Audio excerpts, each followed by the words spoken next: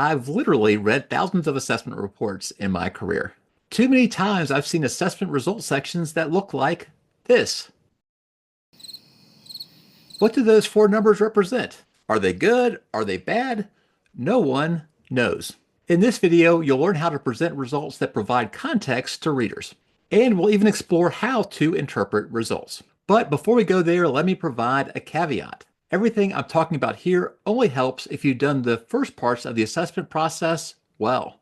As Light so elegantly said, you can't fix by analysis what you bungled by design. So assuming that the program has done its due diligence up to this point, let's start with the flawed table that they first provided. These numbers are untethered and practically meaningless to a reader. Let's make it better, step by step. So let's rewind.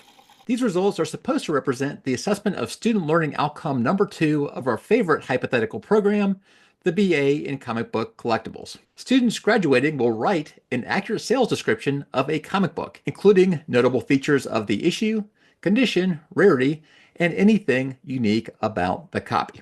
Let's toggle back to the table and include this information. Ah, much better. Now at least I know that the numbers correspond to the writing SLO, and that the four numbers that I'm viewing correspond to different components of that SLO. I'm not completely lost, yet there's still much to be desired. Where are those scores coming from, and what do they represent? Okay, that's helpful, a writing rubric.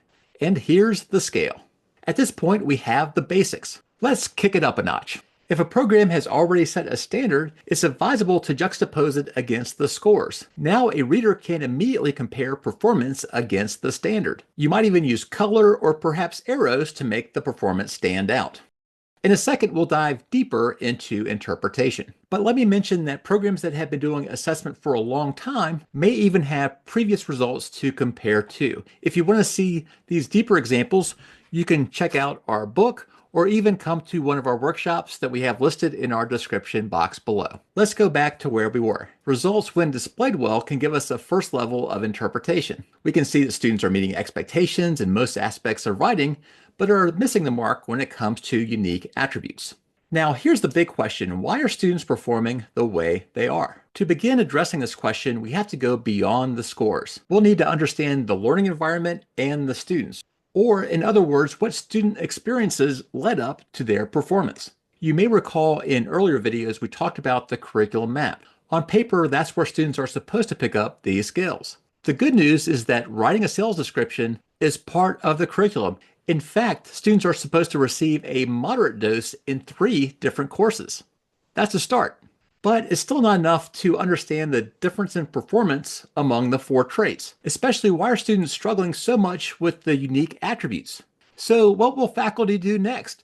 Will students improve or will they continue to struggle? To find out how the story ends, check out this next video on the use of results. Thanks so much for watching, and I hope to see you around real soon.